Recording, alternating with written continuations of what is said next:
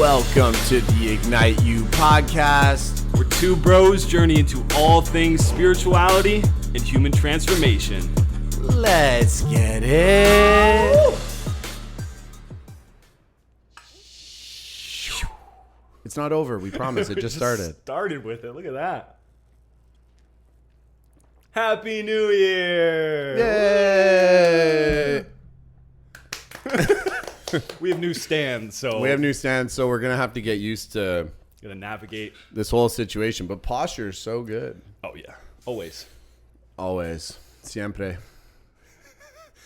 Yeah. So today is about the time of year that it is when this episode comes out, which is January 2nd. It's about that. It's about that. It's about that time. It's about that time.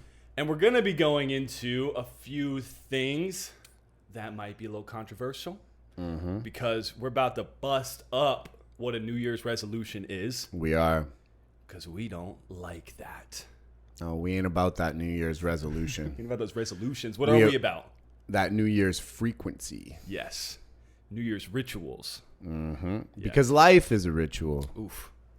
It really, truly is. It is. Every podcast episode is a ritual, is a ceremony. It is. I don't know if you can tell from the video. You probably can't tell from the audio how smoky it is in here right now. We are cleansing so much. So much sage. There's an incense just roaring right there. Yeah. It's gone. Wow. It is This is an hour of prep. an hour of prep. We got to get in a state. We got to sage it up. Call in the guides, call in the ancestors, bless the land, Tap open in. the heart, Do everything. all the things. And We're some so spiritual. We're so It's so funny. We had a friend yesterday who was like, "What does spiritual mean to you?" Yep. And we were like, "This." You just took a breath. You took a breath. Actually, you didn't say anything. You said, And I was like, I bet you didn't know that spirituality could be summed up in one breath. I mean, Alan Watts made it in a sound, right? Well, What he's was talking that about like? reality. He said, reality is. Is that what Alan wants? Reality is. Okay, so we decided before this that for people that don't know us, you might be coming in, you might be like, oh my God, these guys are ridiculous, and you might sign off, which we understand. At the same time, we want to make sure that you understand what it is we're going to be getting into with this episode, where we're going to be taking you and the journey that we are about to embark on. Nice job, Cam. So Ryan had a great idea to I've had so many great ideas. so many. You're just so many brilliant ideas. Not just one. Let me finish. Yep. Go ahead. You had this brilliant idea, so good, Wow. to outline this episode and give you kind of the breakdown of what it is we're going to go into. So we're going to first talk a little bit about New Year's resolutions and why we aren't a fan of those. And then we're also going to break down a system for you to use as your New Year's ceremony, your New Year's ritual, so that you can live from a frequency throughout the course of the year. And we talked about this before, and it's like, it's not about what you want to do. It's not about this conceptual idea of the mind. Like, what do I need to create? Where do I need to go? It's connecting with the heart, connecting with the truth, connecting with the energy that you want to live through for the rest of the year. And the mind does need sequential steps. The mind does need a system, a process to grab onto something. However, the essence of what we would like for you to leave with here is a framework that taps you into your heart, taps you into your truth, and taps you into an energetic frequency from which you can live. Because we know, in order to manifest, in order to create, it's not about the things that you do conceptually, it's about the frequencies you create within yourself. And if you can constantly create those frequencies and live from those frequencies, you are going to attract the things that you want in your life. But you have to become those things first. Boom. Bang. Yeah, what we wanted to make sure in this episode was that it wasn't just another podcast or video that you see and hear about where it's like, here's a system about how to take notes into the new year, about how to set your intention. We want to go so much deeper than that, and I think you captured that beautifully. We want to create a ritualistic system for you. We want to create something for you that's actually tapping you into your state and your frequency. And we're going to love the mind here and give you some tools that are practical, that are step by step, and that are easy to follow in a way that the mind and the brain can understand and love while we're creating this state and these people that we want to become this year. So bridging those worlds per usual. We are bridges from different realities to bridge them together to make sure you're a whole human being and staying lit. Which is so funny because before this episode, we were having a big discussion with our friend Julian DeShooter, who's staying with me right now, about AI and about what it means to be human and what it means to have hearts and what it means for consciousness to live through us and ultimately what consciousness is and all of these things. And, you know, what it really brought up for me, you know, I'm pretty sure we'll do an episode on AI because it's taken off right now. It's pretty wild to see what's happening. But for me, it's being human is a gift, and our ability to work with the energy centers, the chakras, the frequencies that reside within the antenna that is the human body, in my perspective, and I think you fall into this belief system as well, is so powerful. And we've been given this device to cultivate feelings, to cultivate emotions, to cultivate feelings, and ultimately use the mind as our own internal computer to create, to build, to play in this realm of consciousness that we call being human. And so I'm very excited to go into this and to kind of leverage this, because for me personally, and a lot of people will argue this, I don't think AI will ever replace what it means to be human. Personally, I think being human is such a beautiful, powerful, amazing thing that even though we're flawed as fuck, we still have this ability to feel, this ability to experience, this ability to make these decisions based on heart, based on emotion. And moving into the new year, it's all about like connecting with your heart, connecting with your emotion. What do you want to experience? How do you want to live? How do you want to see the fruits of your labor become service, support other humans, create ripples, and really utilize this beautiful network of humanity, which I believe is its own network of collective consciousness. Yeah. Oh, dude, so beautifully put. Isn't it funny though how like coming up into these pivotal moments, like a new year, and what we're gonna give you today, like Cam even said this before, you can use on your birthday, you can use whenever the fuck you want. It's just a way to use a system that's heart-led to check in with where you've been and where you want to go. But isn't it funny, when we use these things that are such pivotal moments, we basically become robots a lot of the time. Speaking of the AI shit, like we go into a place that's so analytical in the way that we plan these things out, get all the spreadsheets out, get this and plan it, and then want to do that and become that. And it's like, wait, I don't actually want to be a robot. I want to be a human experiencing my life. I want to feel alive. Yes. For most people, that's their North Star. They just don't name it. They forget to mention that when they have, you know, all these financial goals and different things that they want to do, which are beautiful, which you can have in tandem with this. But don't become a robot when planning out your year. No. It takes you away from the human experience. And this is where you're talking about the energy. And we were speaking to this before as well with the AI stuff. We're getting farther and farther away as a species from energy. And you said it so beautifully, because like it's so rare that somebody can read the energy of a room, of a person, and actually tune into that and really feel them.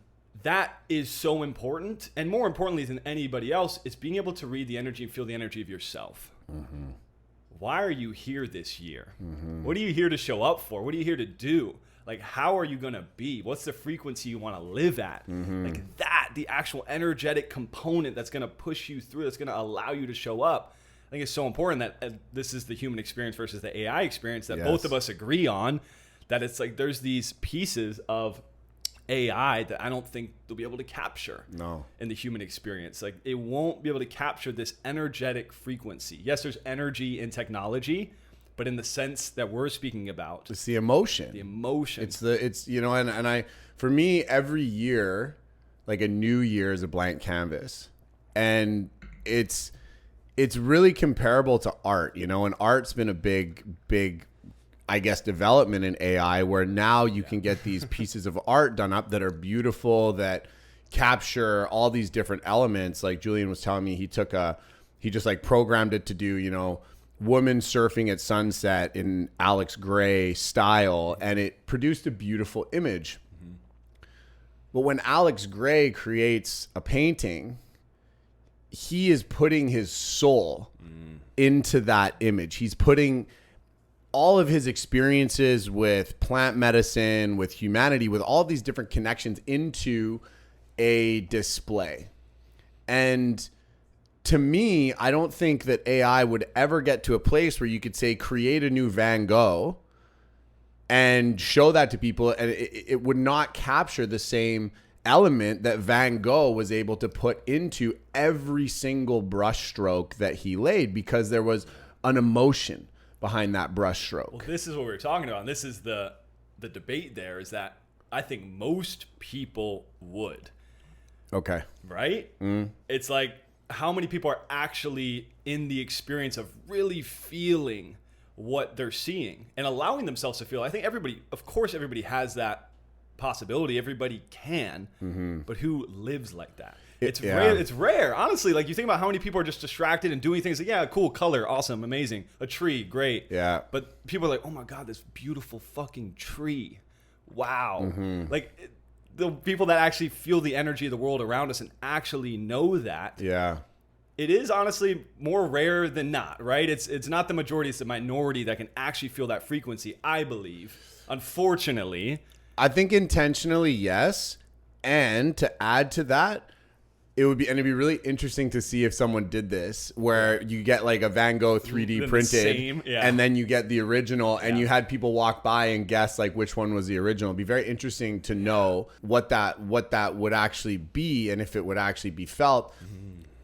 And there's also these moments of kind of ponder where you're like, why is the Mona Lisa so special? How come so many people from around the world flock to see the Mona Lisa? Because you don't know if she's smiling or not. Like, oh yeah. Fair. Everyone's just, it's like a seeing eye trick. Yeah. Everyone's just trying to go figure it out. Exactly. But there's these things in the world that the masses gravitate towards for unknown reasons. And I personally believe that is energetic. I get what you're saying here in the sense of, like, people are losing touch with that magic. And I think that's very, very true. And that's a very challenging thing. And also, I think innately, if we can start to break through all this rubbish of the conceptual mind and really tap into the sensations and the sensual aspect of being human, we would cut through that so quickly. But it would take a lot of work to drop out of the mind. And I think this is why AI is becoming such a potent aspect of human existence now, is that it just shows how much people are trapped in their head instead of the frequency. Because for me, when I see a painting made by AI, I'm like, it doesn't do anything for me. I don't emotionally feel anything. I look at it and I go, that's cool. Yeah. And it's like, I'd put something up on my wall that was like representative of something that was, cool looking from an aesthetic perspective, but I'd never go and start crying looking at that image. What if the image was your dead grandma and it was a video of her alive and speaking? It might bring emotion because it's not something that has literally happened, but it created that reality for you, right? Augmented reality. In a sense, it's like we took what was, made it to something current. So I'm definitely not even debating the other side, but I'm throwing this out of emotion could occur. It's interesting, but there's to me, it would also, I would know in the back of my mind that wasn't her. Yeah. But it's like a movie, right? You watch Titanic, you watch these things that make people cry. I watch a cartooning cry, and it's that's literally cartoon characters, and I fall in love with who they are. So they bring me on a journey. This would be the interesting part of that, though, is that there's a human behind that. There's a human that wrote the script. I know, and so I wonder how that goes. I'm really interested because it'll really show how much of us is actually mechanical. Yeah. Because a part of me wants to believe, and this might just be this side of me that is just this like diehard holding on to like what it means to be human, but. There's a part of me that's like, if AI wrote poetry, I don't know if it would have the same effect on me. However, if that AI totally understood what creates waterworks for a human and was able to do that, it would totally abolish my whole perspective. And I might be a little sad for a while to be like, wow, we actually are just these mechanisms that are hackable. Yeah. Well, when you think of love being a chemical and you think a chemical is a compound, you think that could be developed. And you notice people with different diseases have blocked dopamine receptors, for instance, and then they can't feel. Yeah. So if you could unblock, so like it then becomes kind of systematized. Yes. So that's interesting. But I lean more on the side of what you're saying, which is what we're not saying today. We're going to have a different podcast. I know, but this is such an interesting but it's topic. interesting with this too, because it's about what it means to be human and what it means to lean into that frequency of feeling the energy of the world around you and this natural organic world. And this is why when we're talking about this today, we're going to ask you pen and paper, pencil and paper. Yeah, organic. Real connecting with it. Don't get on your phone. Don't tell AI, hey, just like plan out my year. Plan my goals, AI. Map it out. Like you could do that now, right? Like, you can put that in a system and it'll generate what is necessary for you to be successful. If that's what you want to do, don't listen to this, right? What we're saying is getting back to the organic compound of what it means to be human and what it means to really generate joy, excitement, and love within yourself. And that's what this is all based in. And we believe that it's a human experience that we get to bring through. Yes. And this is the way we want to go about it. We don't want to just delegate all the tasks to technology, even though after we write it on the paper, we will leverage things like Google Calendar and spreadsheets. Definitely. And of course, that happens. Yes, it's great. They're tools. We love the tools, but we're starting from a place of ceremony. So how about we get into it? For sure. Let's go. Ceremony. Ceremony. Done. But what is it? For you, like how do you navigate that? For me, the most important aspect of all ceremonies is set and setting. Yes.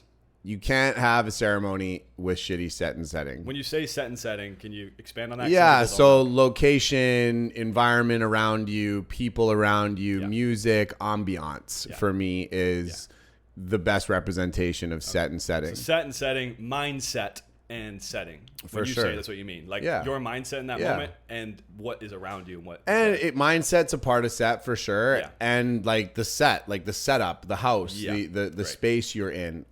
For me, that's really important. But yeah, I think mindset and then the setting around you is also a great way to look at it. Cool. For me, the most important thing when you start planning your year or my year is I want to be somewhere that inspires me, somewhere that I feel connected to, and something that like in a place that really lights me up in a beautiful way. So I like to go into a cabin or rent an Airbnb or even like rent a luxe place or do something that's going to really put me in the energy of what I'm calling in. So that's first and foremost, in my opinion, the most important thing. So go on a trip, rent an Airbnb that lights you up, do something along those lines, even if it's just for one night, that you really can immerse yourself in the energy of what you're calling in. Dude, that's so valuable. And I didn't do that for the longest time, but I only started doing that in the past couple of years as well. And I'm extreme about it. I'll go on these massive trips. But this piece is so important because you are embodying who you want to become. You might not be there right now and be able to live in that house full time, but you putting yourself in that environment creates the reality. And it kicks off what then you are wanting to call in that moment. You're like, I'm in it. This is the space. This is the mindset I'm in. This is the setting I'm in. I love that. I love starting the ritual based off of into a space that's with inspiration, starting from that place.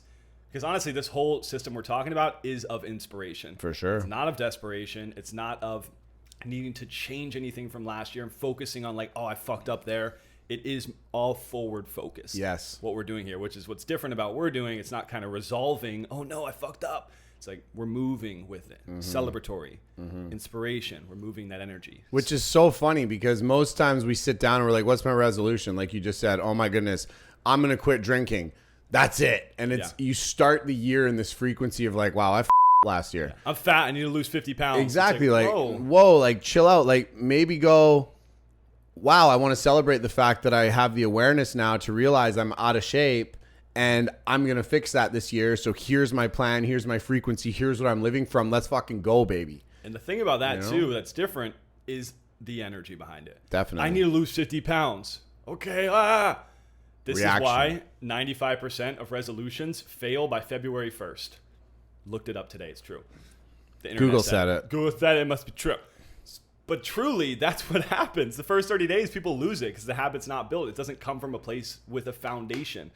But if you started to get excited about who you would be when you're a bit lighter in your body, what you'd be able to do with your body. Oh, fuck, I'd be able to play with the kids. I get to go on this trip and go skiing. Like, wow, I get to do these things. I'm going to do that. It's amazing. It's the same goal, different intention, different energy moving. So it could be the same thing. It's just, what are you focusing on that's going to create? Definitely. And for me, this is why it's so important. Step one, to get a place that's going to help you embody that frequency. No matter what that is, set that up, put it aside, make it a priority, and immerse yourself in the energetic frequency of what you're calling in. Because so many people will go, I want to become financially abundant this year. And then you go to rent a mansion on Airbnb for a night and you're like, oh my God, I can't afford this. Right there, you're already in the mindset of lack. Yeah. And so it's important to be like, you know what? I'm going to rent that place and I'm going to go and I'm going to make the money to pay for it, because that's the energy I'm calling in this year. Is I'm going to go and I'm going to make the magic so that I can afford to spend a night in a mansion to call in the energy that I want. Yeah. And that right there, already you're shifting your whole neurology, your whole mind-body connection, and you're coming into a place of power, execution, and rewiring of that mindset. And if you do that and you consistently do that, I guarantee you're going to start to generate more abundance. Yeah, you're already living in the place that you want to be, so then you already are there. So that's the amazing part. It's not separate from. It's like, oh, I'm going to create that so I can make it in the future. It's like, now it's happening. How can I continue to cultivate this? Yes. For me, step two, and you agree with this, we talked about, in the ritual, a big part of it is altering my state. Altering state. That can look like so many different things. We could go on and on about that. We talked about it on a flow state episode that we did. Go check that if you want more details on those aspects. But altering your state in a way that gets you out of the thinking mind that you live in. Like what we're talking about. Getting you into the heart. That can look like a mushroom journey. That can look like you running into the snow and just jumping in the snow naked. That can look like you doing some breath and you activating your system. There's so many different ways to alter your state to get out of the mind. But before I do any of my planning, any of my like, what am I going to look at this past year? What am I doing? I make sure I'm not in my thinking mind that I am in day to day. I alter my state to a place that I want to be in, my potentiality as a human being. Would you do that kind of, so let's give them kind of a flow or a structure here. So you've booked the place, you get to the place, you're in the energy of it. Would you then alter your state and then get into the next stuff? Or would you give yourself the space to journey with an altered state just in the openness of being or whatever? And then when you came out of the state, then move into your experience, into the next steps we're going to give them? Or would you actually try to act from that altered state? Depends how altered, for sure. If I just did some breath, I'm going to go right away. Cool. If I'm in a full mushroom journey, I'm not going to force myself to map it out, but I'm going to use those insights, those codes. Beautiful. So this last New Year's, right? Not the last one we were together for Ecstatic Dance. That's a whole other journey, which we can talk about. But the one before that, took a bunch of mushrooms with some good friends. We were in a beautiful place. We went cold plunging right at midnight, like amazing experience. And codes were coming through. I didn't have to think about what I was going to do and how I was going to structure it. It just started coming in. I was like, oh, that thing. Oh, yeah, cool. That's open for me. Let me just take note of these things. Beautiful. Then later, go and structure it. Yes. Which is exactly how Da Vinci talks about creating anything. You mind map it first, then you structure it. You start with like things, put them out, blah, blah, blah, blah, blah, blah, blah. Okay, cool. Later, come back. Now, what do we want to do here? How do we want to move this? You can come back to the thinking mind and leverage that, but start altered. Start open. Yes. Start as that antenna to be tapped into what's really there for you. The possibility. It's not in the thinking mind, but the thinking mind helps structure it to this reality. I love that so much because it starts you in your truth. It starts you in your heart. It starts you in this creative flow. And it's almost using the altered state to get put into the divine feminine of allowing and being open. And receiving the codes instead of being like, well, I got to do this and I got to do this and I got to do this. But you're kind of like, okay, spirit, God, source, the divine, whatever, show me what I need to know. Boom. And then I'm going to take those codes and then I'm going to use this analytical mind to start executing. Yes. So step one, inspirational set and setting. Step two, alter that state. Beautiful. I love that so much. Step 3 for me is then celebration.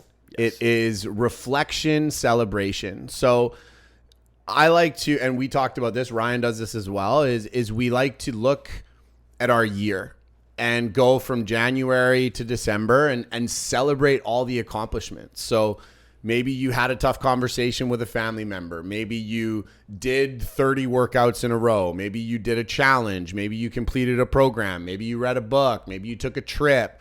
Maybe you ended a toxic relationship. Maybe you found the person that you're with now and you want to celebrate that. There's all these different things that you can look at over the course of your year.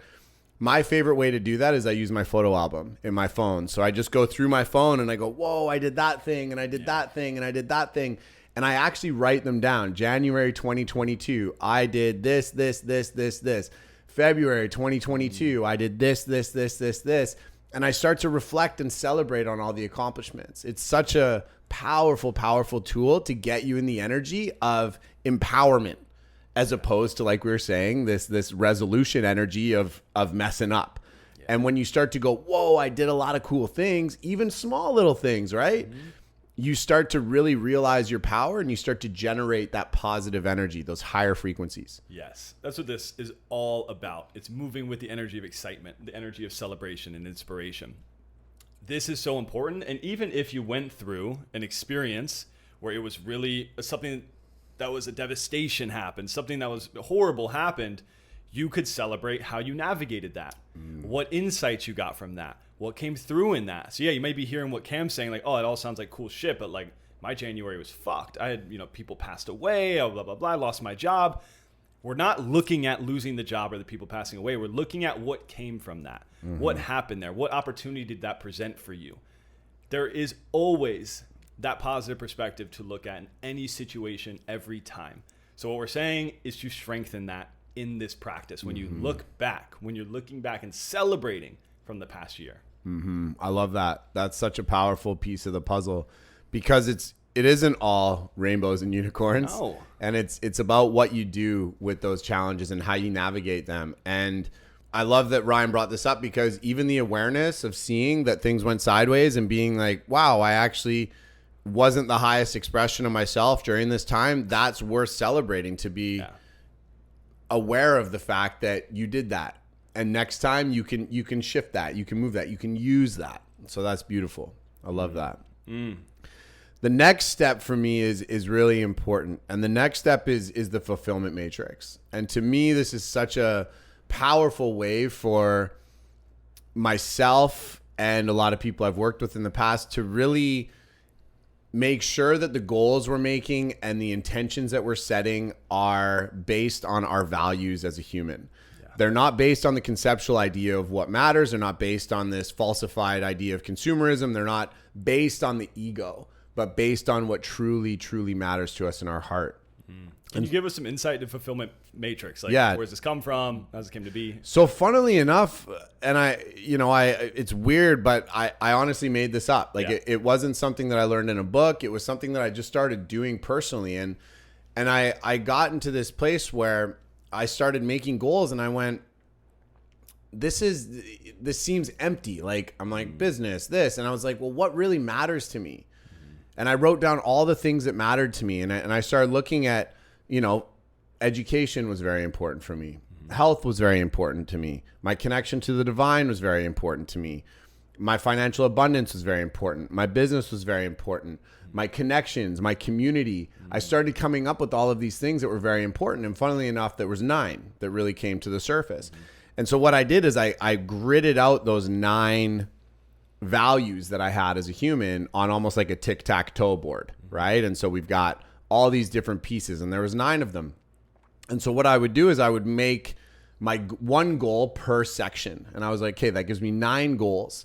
And so I'd have an education goal. I'm going to do this teacher training. I would have an abundance goal. I'm going to generate this amount of income. I'd have a service goal. I'm going to launch this product that helps these people. I would have a family goal. I'm going to have this conversation with my mom this year, or whatever that is. And I would map that out. And it really just gave me a very holistic, well-rounded approach to how I wanted to live my life throughout the year, and really how I wanted to take action on the things that mattered most. Okay, so just so I'm clear, the first tier is things you value. It's 9 values in your life. Yes. And so like, what are those categories of value? Exactly. And then one goal. Yes. Within each value. Exactly. Okay. Exactly. And what I've found with my clients over the years too is that most people have very similar ones, and there's generally 9.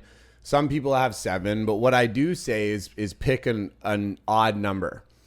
And I say that because, and this, this is kind of a tangent, but you can also use the fulfillment matrix to make decisions, right? And this is where it really became a powerful piece of the puzzle for me. Was once I had all those values and all of those goals, I could then sit down and be like, okay, how is my relationship right now serving the things that matter to me most in my life? And I would go, okay, my relationship with this person benefits my family, causes issues in my business, challenges my education, improves my sexual connection, whatever that is. And I would go through with checks and X's. So it can't be even whenever you Exactly. Look at And eventually I'd be like, does this thing actually positively affect how I want to live and what I want to embody this year, or does it negatively affect? And if it negatively affected it, it was a very easy decision to be like, this doesn't belong in this year. Yeah. And in my life. Right. And so I always like to use an odd number in that sense, because it can be a very powerful decision-making tool as you move through the year to see what's actually serving the goals and the frequencies that you're trying to embody. Because we all know that the people that we surround ourselves with, the businesses that we do, the environments we put ourselves in, it's those things that contribute the most to our frequency. And if we've got a list of the values and the things that we would like to embody and that we want to really work on throughout the course of the year, we can start to make some powerful, powerful decisions around what's contributing to that frequency or what's hurting that frequency. And in that, you really start to contribute to your ability to live from it, because you can just act or really call in more of the more similar things. It's so good. I love the simplicity of it as well, and how important that is to just have the one goal. Because it's so easy. We can just go and start naming out a bunch of shit. But if you hit the goal within month 1, how beautiful. Amazing. What's the next goal? Yeah. Awesome.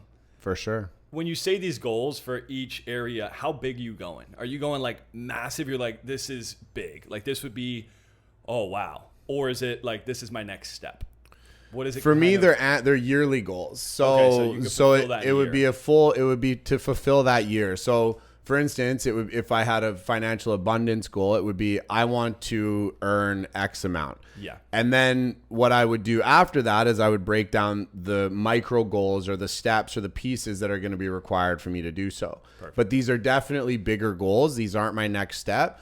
However, if you realize that there's a huge part of you that has trauma from one of the parents in your family, and you're like, I have to confront my mom or my dad about this year. Yeah, that could happen the next day, technically. It could, or you could also have a bunch of different steps that you have to do in order to get yourself energetically ready to have that conversation. Yep. Set yourself up on the back end, set yourself up on the front end, all of these things. So for me, they're bigger goals. They're ones that kind of scare me, but I know that I can accomplish in a year.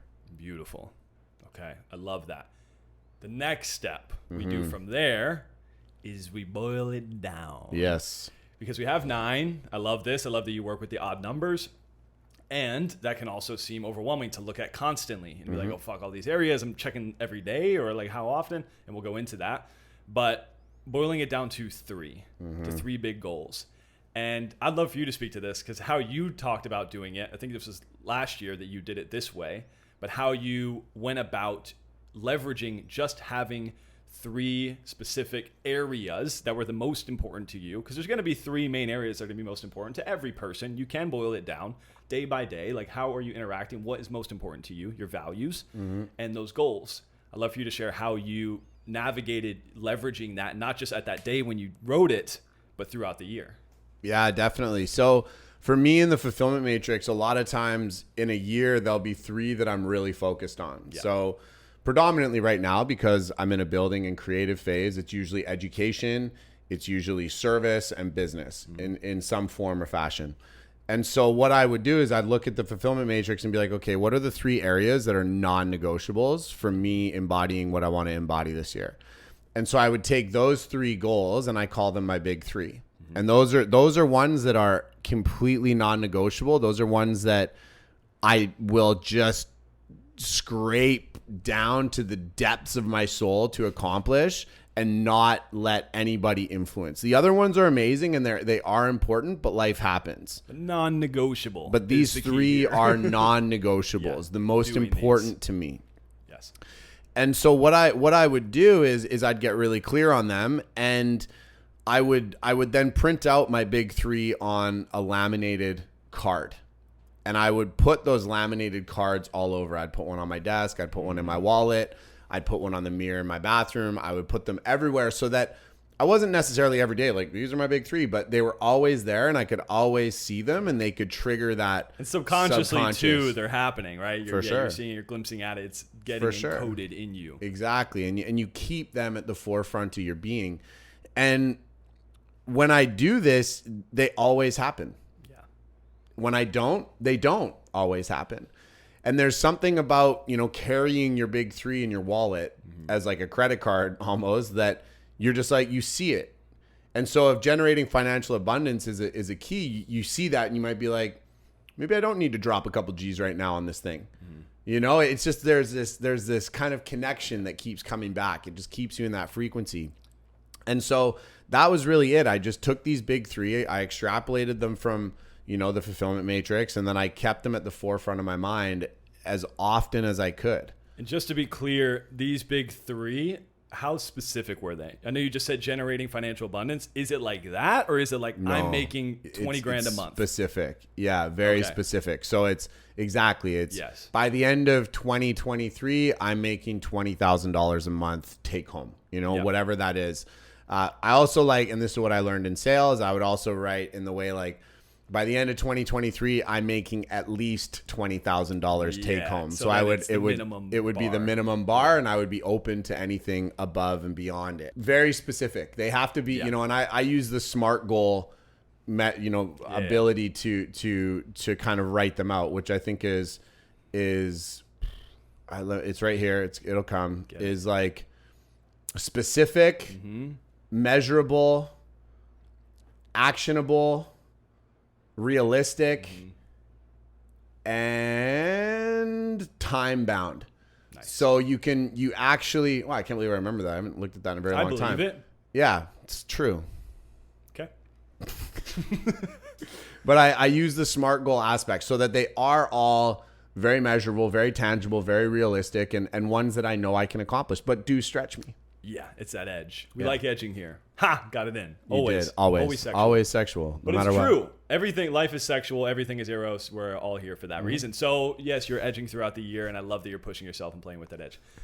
That's what it's about. Okay, so the piece for me that is so important after this, the next step, and then we'll go back and like touch on a few little things as well. That'll be helpful, like tangibly starting to write these out.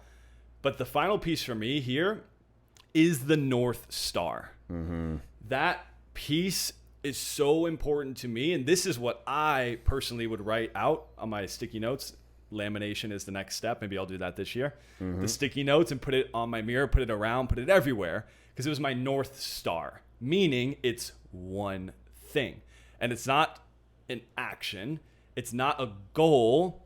For me, it is one word, and for me specifically, it's a state. My North Star is a state of experience that I want to feel. Because when it comes down to it, every time it's always about how we want to feel. Sure, the numbers, sure, the goals, those things are happening. But if we feel shit, doesn't matter what's happening. It's always back to state.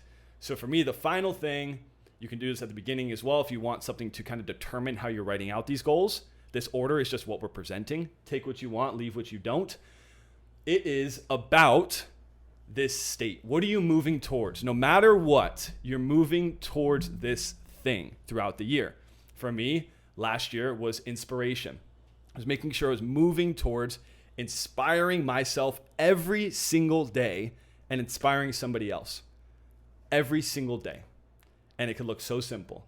but it was moving with and from inspiration. It was my one word. And so naming that can be difficult, but tune into that space. That's why we start with altering the state and getting into the environment that feels good, because it'll come through to you, especially as you start to boil this down. You start big at the place, you alter, you go into a space, use this matrix, use this system, and then you get to create some structure down, and then you realize, oh, what's really important here? How am I going to feel if I fulfill all of this year? Where am I at the end of the year? What am I feeling? That's your North Star. Start feeling it now. So powerful. And that is how you manifest. Yeah. People are, you can't manifest unless you're operating from the state in which you want to live from. Like, you can't do it. People are like, I want to be abundant. I want to be abundant. I want to be abundant. But if you feel lack, you're never going to attract abundance. So you have to feel like an abundant being to attract abundance. You have to feel like an inspired being to be inspired.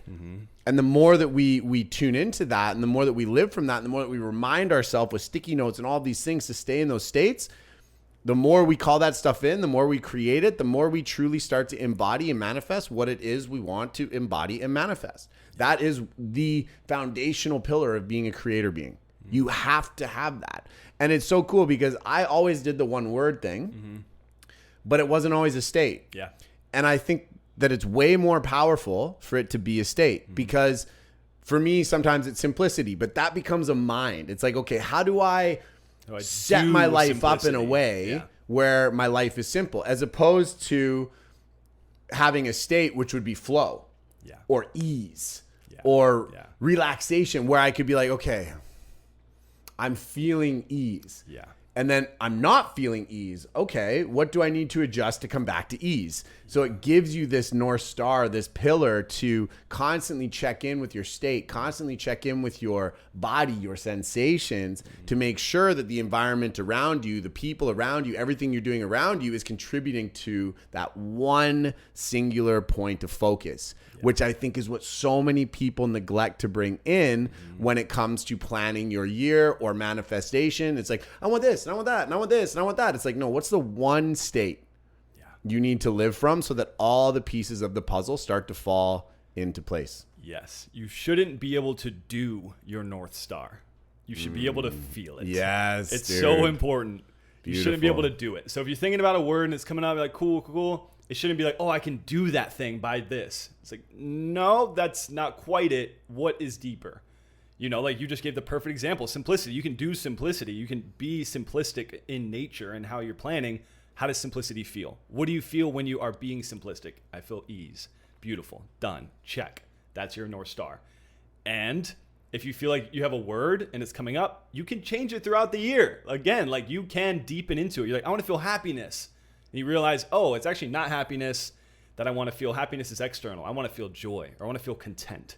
It's okay. Shift it and change it as it goes throughout the year, but name it, mark it, and have that feeling there for you to move towards. Beautiful. It's so important. I love that. Yeah. So I'm going to throw something in here now that I haven't done before, and I'm curious on your perspective. Bonus. It just kind of came through as we were expressing this, and we kind of talked about it before, but I'm very interested, because for me, one cool thing next that could be very, very powerful is to once again reflect on the past year and think about all the ways that you did not embody that. So that you can bring the awareness to, hey, I didn't feel ease when I did every aspect of my to-do list and didn't find a contractor. Or I didn't find flow when I took all the projects on myself and didn't delegate. Yeah. Personally, that to me, because I love awareness and I love knowing and I love growing and developing, I don't see my faults as bad things. So I don't see them as changing my frequency. Okay. I see them as opportunities for me to bring awareness to this next year. So I'm interested in your perspective on this, because I'm thinking that I'm going to bring that in so I can be like, That. Yeah. Too much time on my computer. too much time on my computer did not make me feel this way. Planning my schedule, overloading my schedule did not make me feel this way. So I can sit down and have a list of those things to be like, I'm doing this thing again. Yes. And what I'll say from my perspective is I would do it from the side of a positive framing.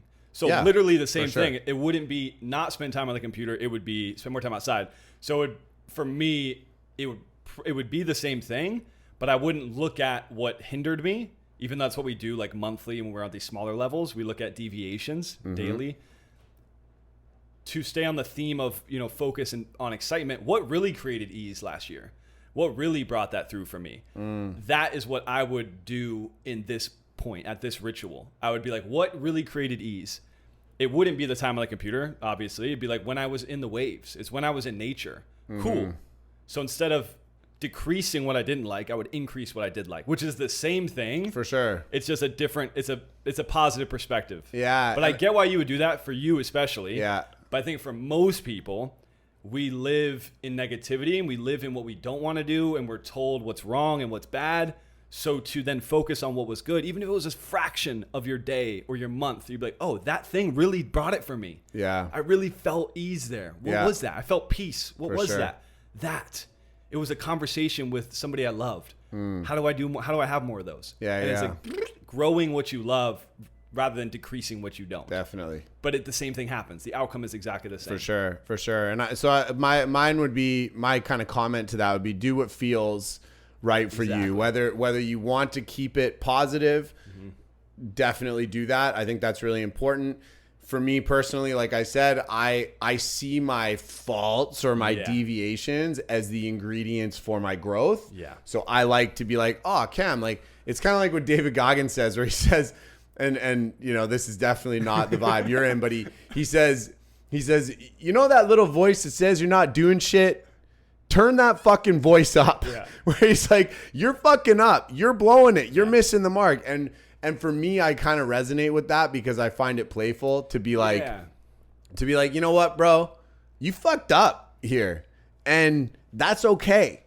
And now let's learn from it and grow from it. And that can come from love for you. For sure. Most people can't. Definitely. Right? It's like most people, it's like that's coming from fear. And it's the same thing of like, I need to lose 50 pounds because last year I ate cake every day. Yeah. Shit. But if it's like, no, remember when I ate healthy? What did I eat? What did I love to eat that was healthy? Yeah. Like, let me focus on that. But again, you can lovingly, show up for yourself. Because you honestly, like sports, athleticism, these worlds, is like you're used to pushing yourself. Yes. As am I. And it's like, we can lovingly push ourselves. We can lovingly push each other.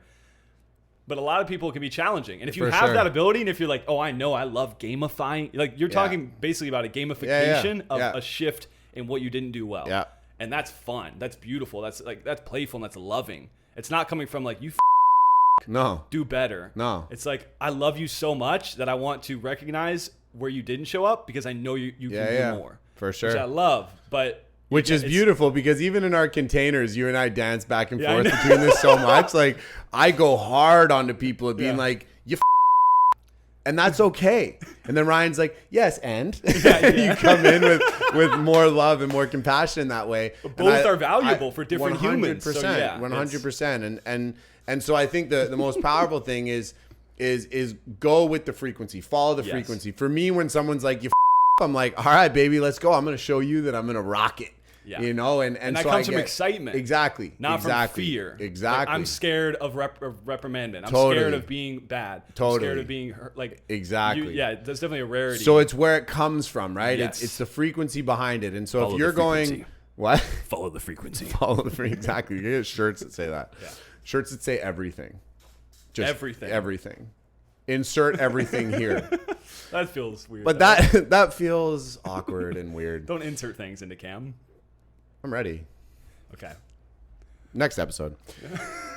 But follow the frequency and go with what's going to push you, what's going to make you feel good, what's going to inspire you, what's going to get you into a state of excitement for the year. Yes. And you follow that, you will take off like a rocket ship. You will ignite your soul.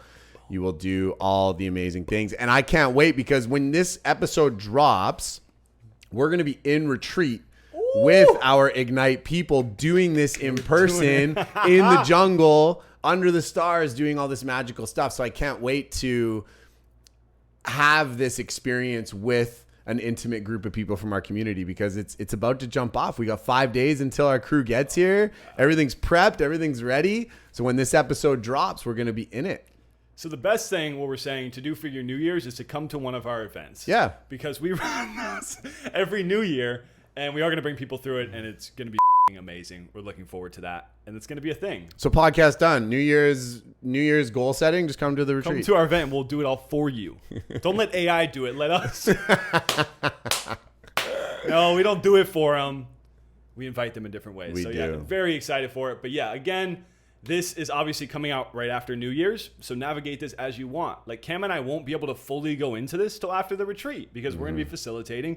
So we're going to go in a week after. We're going away for the weekend and we'll be navigating this with each other in space. And we're going to a dope place after.